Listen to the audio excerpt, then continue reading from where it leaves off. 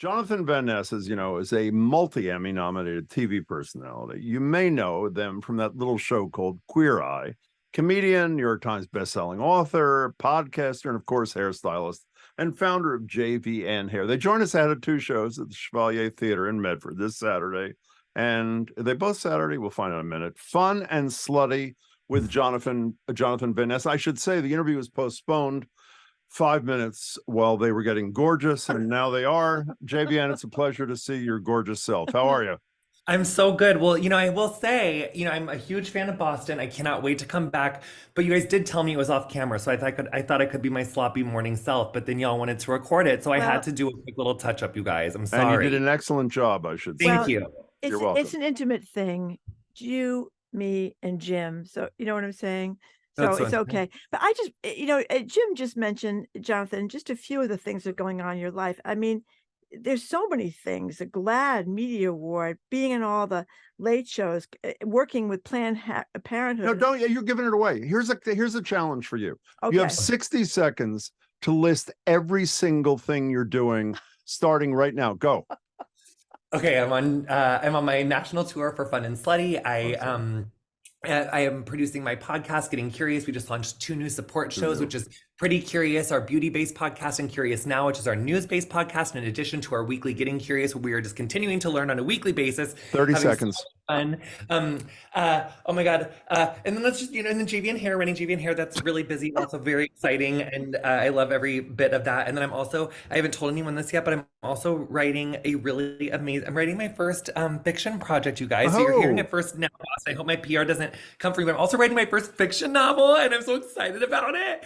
And so we got so much stuff going on. So just writer, author, comedian, producer. You left out the backflips, by the way. Do you know that? And obviously a gymnast as well. So we can never forget that. Wait a second. So what we're making news here? Figure skating. What's the fiction deal? What are you doing? I can't say any more about it. I'm just telling you that I'm writing my first fiction novel. So I just want to know, for people that want to be how's this happen? I mean, is this not sleeping very much? Is this getting up at 6 o'clock in the morning and working like crazy? It's a lot on your plate.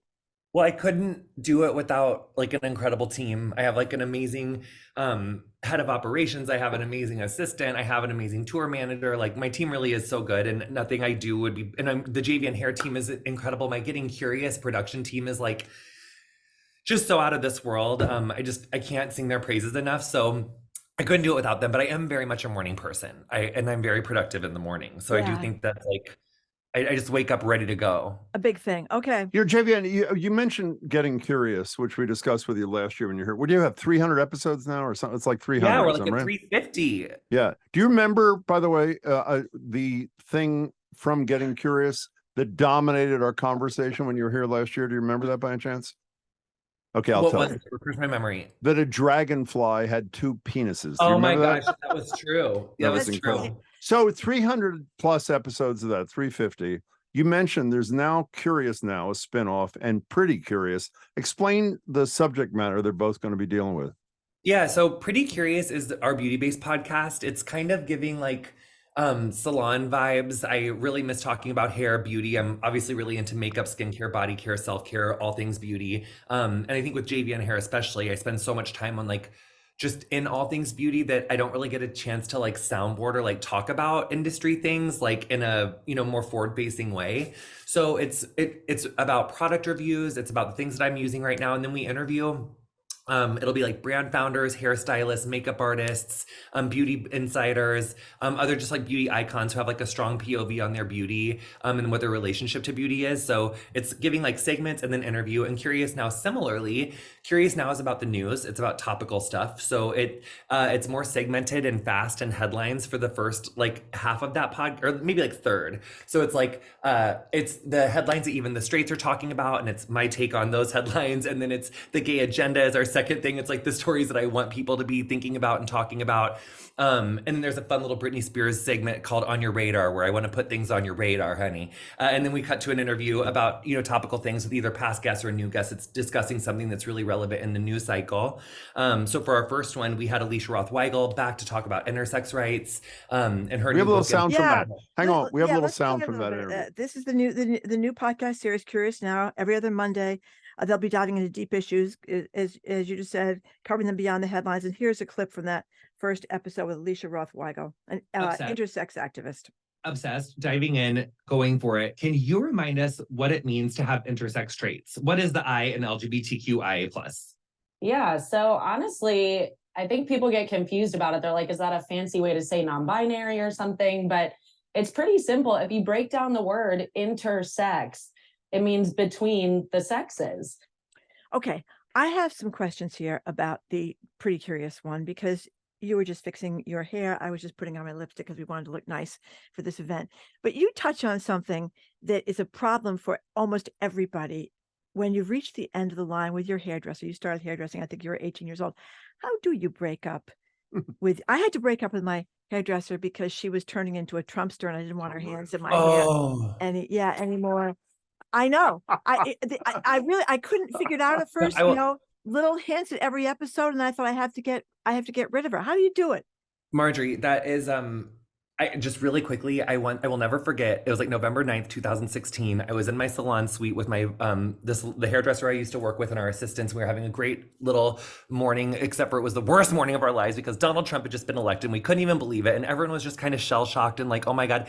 And then this lady who we worked with, who I always loved, I won't say her full name, but I will say that it rhymes with lawn and it starts with a D. So she comes into the salon and she is just bouncing off the walls and she's like, oh God, the energy in here is kind of off. And she's like, oh, I bet it would be. You guys are probably really sad, like, because Trump won, honey. And then we all looked at her and we were like, oh my God, she's a Trump supporter, but we never realized. And it was like, who knew? We were just so shocked. But anyway, I think that the way to break up with a hairdresser, it really depends on the person. There's as many ways to break up with your hairdresser as there are people in the world. So I think if you've had a really long-standing relationship and if you really respect your hairdresser and you really like them and you think that maybe, you know, there was a discrepancy in your relationship that could help them in their future, I think that there's, and if there's some respect and love there, maybe you try to like, maybe you're still moving on, but you could be candid with them about like what it was, you know, in a non-hurtful, like friendly way. If you're trying to do them a solid, or if you're like, honey, I just want to change. I think the average is like 2 years that people stay with hairdressers, just like on average. Really? So sometimes you just like want to change. Yeah. And sometimes it's just not personal. Like sometimes it's a move. Sometimes you want to, and I think most hairdressers, we know we don't own our clients. Like some hairdressers are weird about that. I never really was. We don't own our clients. You can go wherever you want. So you can ghost them, let them know if you love them. You know, it's nice to know though. I once ran into a client at a grocery store who I did an incredible haircut on, if I do say myself. I was like 19 and I was like, honey, how come I never saw you again? She was British and we were in Phoenix, Arizona. And she said, I'll tell you, you gave me the best haircut I've ever had, but you were far too personal. I couldn't stand having any of those conversations. I had to be quite quiet. She's like, you're just way too personal for me, darling. And I was like, oh, so, you know, sometimes you find out, sometimes you never find out, but we all learn. Okay. And the other thing from Pretty Curious, what is I lied. Actually, that's what I did. It was a terrible thing. I lied. But what do you mean by non-binary beauty products? What are we talking about there? By non-binary beauty products? Yes, like skincare, hair care, makeup. Well, I think you might be referring to David E., who is the founder of Good Light, which is a degendered Yes. He was on your podcast. Yeah. So they're our first guest on Getting Curious, or on Pretty Curious. So yeah, I mean, JVN Hair, similarly, we're degendered. It's for everyone. We aren't like marketing for like men or women. It's like for everyone. So I can't remember if David E. refers to Good Light as like a non-binary skincare line, but it definitely is a gender inclusive, degendered skincare line. Talking to Jonathan Van Ness, Fun and Slutty is coming to the Chevalier Theater. We'll tell you in a minute how to get tickets. I want to stay on the podcast thing for a minute, not to get back to the dragonfly. I'm obsessed with pockets. And you just recently did a thing on pockets. Can you give people the takeaway? What do we need to know about pockets on our clothing, Jonathan Van Ness? Yeah, it's really interesting. There was a lot of comments on this on our social, which I thought was fascinating. But essentially, what we found out from our pockets expert and historian, who's, golly Moses, I want to make sure that I want to get my brain. Stand by. Is this live? I'm so sorry, guys. Yeah, it is. Yeah, it is. Sort of. Yeah, it is sort of. But if you make a big mistake, we can fix it. Dr. Hannah Carlson. So Dr. Hannah Carlson is our historian and guest on the Pockets episode. And essentially what she let us know is that like fundamentally in like Western garments and Western clothing making, you know, in Europe and the United States, pockets were only seen as necessary in menswear. It was related to like utilitarianism, military, a need for accessing, you know, the things that you would carry. Whereas for women, pockets were on this like drawstring that you would tie like underneath your clothes. They weren't like built into the garment. So it required this like extra thing for women to do to like have a pocket. And it was like underneath all these layers. And as menswear became commercialized, which happened before women's wear, their pockets were like already in there. And then when women's wear became commercialized, it did not have pockets. And the thinking is like, women don't need pockets. They're not leaving the house, honey. They're just meant to have babies at home at the time. You know what I'm saying?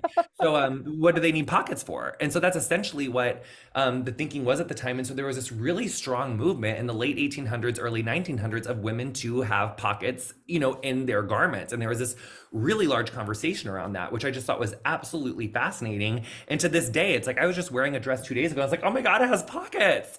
Like, we're still like really excited when we reach into a dress and feel pockets. And there's actually like a lot of history there, which is really fascinating. We are excited about reaching into a dress and finding pockets. No question about it. We're talking with Jonathan Van Ness, Emmy-nominated TV personality. They have 2 shows in Chevalier this weekend, Fun and Slutty. We're going to tell you about tickets in a second. Well, can I tell you about tickets? Because the spelling is weird. Okay. It's Chevalier, which I hope you can spell theater, but they're doing one of those RE things on theater. So it's Chevalier Theater, THEATRE.com, and you then buy tickets to. And if that's too much, honey, just go to jonathanvanness.com/tour and you can just Chevalier right there. There's a gorgeous thing that I will say. Our first show is fully sold out. I'm so sorry. We're just a sought after queen in Boston, but it's on Saturday night. It's this coming Saturday. Our second show is at 10 o'clock. I am always sluttier on a second show, you guys. So come out, see that 10 o'clock show. I cannot wait to see everyone. We're gonna have so much fun. And I mean, it really is, this is a celebration of sex positivity, joy, embracing your joy, releasing your shame, honey. This is an adult show, so it's for 18 and up. We are getting mature out there, honey, and it is quite a show. I cannot wait to get out there. And the crowds in Boston and Medford are so much fun, and I love Bostonians so much I can't stand it, and I just cannot wait to come back. So speaking of fun and slutty, we had a performer on with us yesterday who goes by the name Bitch.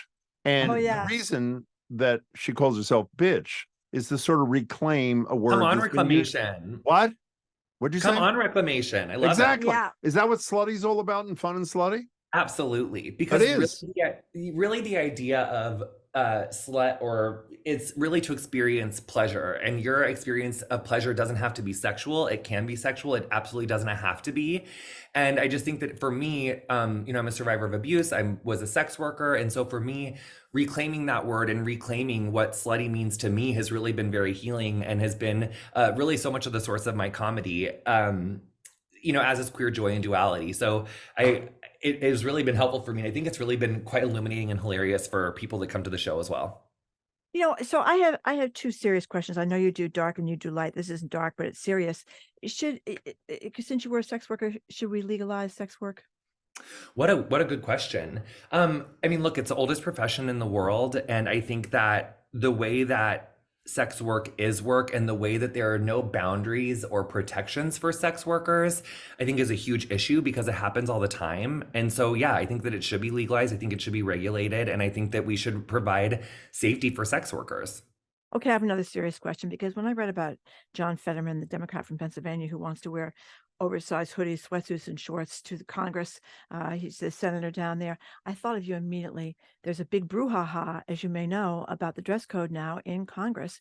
Usually it was for men, it was suits and ties. Senator Susan Collins from Maine has joked that she may show up in a bikini because the dress code has been eliminated.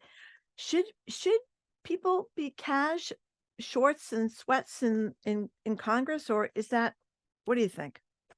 I think that talking about a dress code when we're in the middle of a crisis of our democracy, and we have a sitting senator from Alabama, Tommy Tuberville, who has absolutely refused to confirm any military positions in our military, period. We have never had this crisis in our national security because he wants to stick his feet in the sand over abortion. That to me is a way bigger issue. The fact that women have lost their right to choose in this country is a way bigger issue. Trans rights, gay rights, queer rights, all of these, corporate greed, guns, healthcare, way bigger. Wear a hoodie all freaking day long for all I care. And also but this is serious. This is really serious. Dress codes are a mark, they're classist.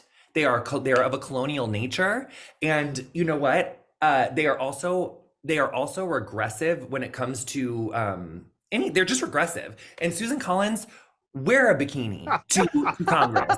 Come on, Susan. I'd love to see it.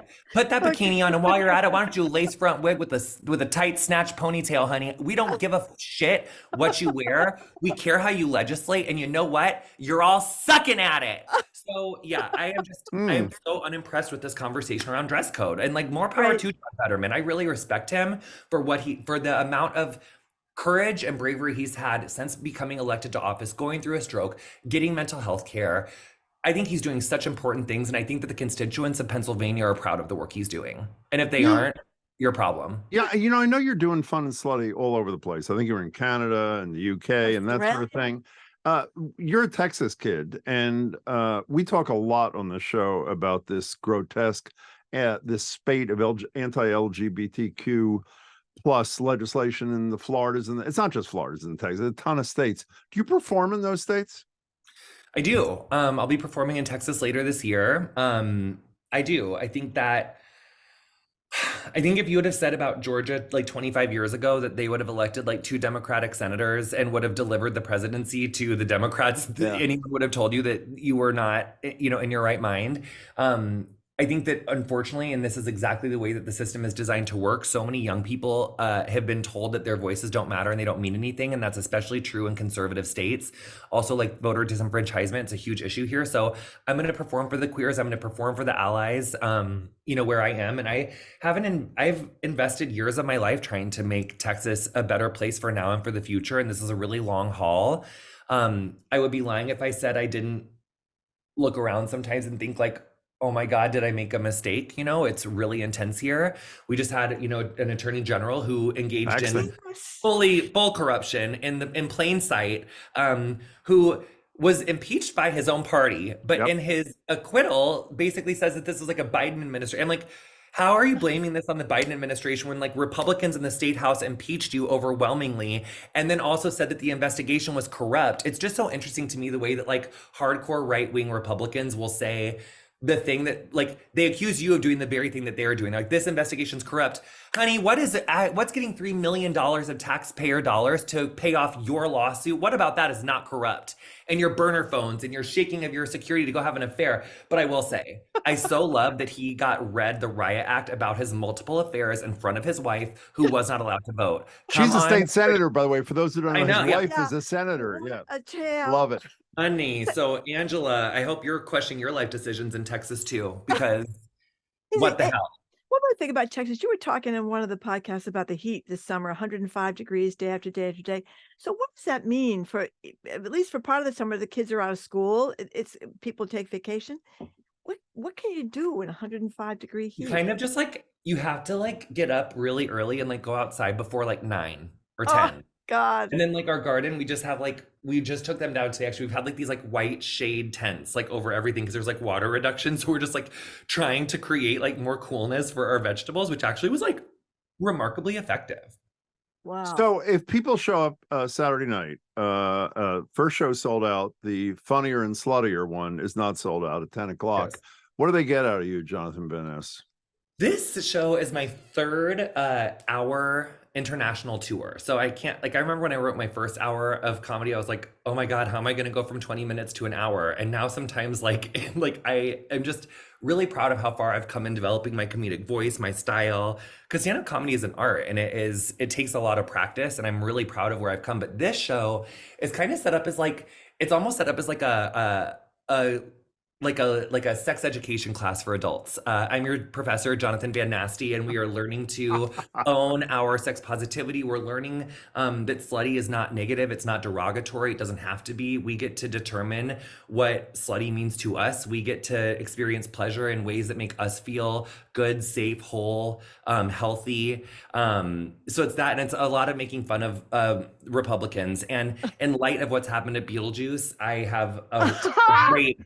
No, she gave me so much good material. So I have a new little Lauren Boebert bit in there. So I can't wait to talk about that. I hope no one vapes and takes selfies and gets kicked out of my show if they get too aroused by. Well, wait a second. Before you go, we thought that was the last question, but since we've discussed Lauren Boebert every day since this happened, Marjorie is of the belief that the tape was sped up because you can't do breast fondling at that rate in the real world. Do you agree with Marjorie or do you not, Jonathan Van Ness? Look, I don't know if I'm the person to be asking about realistic breast fondling. I have not really participated in that sort of thing.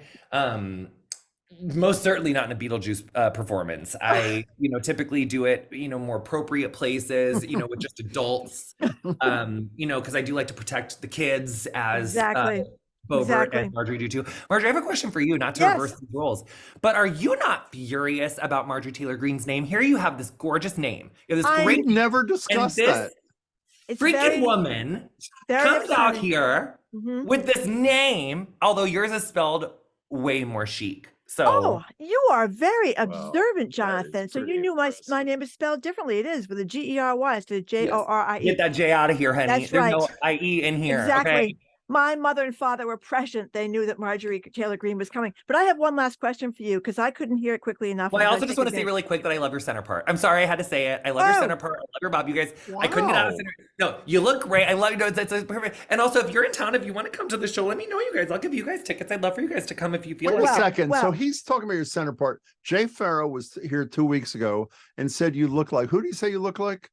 Nicole Kidman. What is up here? Well, that's because I'm very interested in hair products, which is why I want to know about the hair mask with the orange peels that you were talking about in your podcast. Keratrice? What is it called? Keratrice.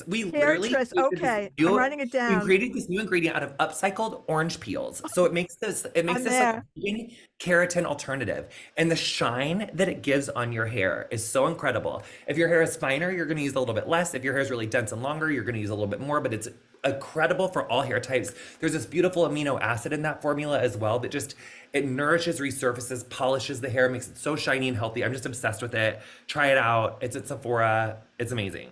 Jonathan, I love talking to you. It's a big uplift to my day. Thank you very much. And we give the ticket thing again. Chevalier Theater, THEATRE.com, or we learned out you can go to jonathanvanness.com/tour. Is that not right? Yes, it is. JonathanVanness.com/tour. Jonathan, we love you. Great to see you. Thank you for everything. Thanks, guys. Bye now.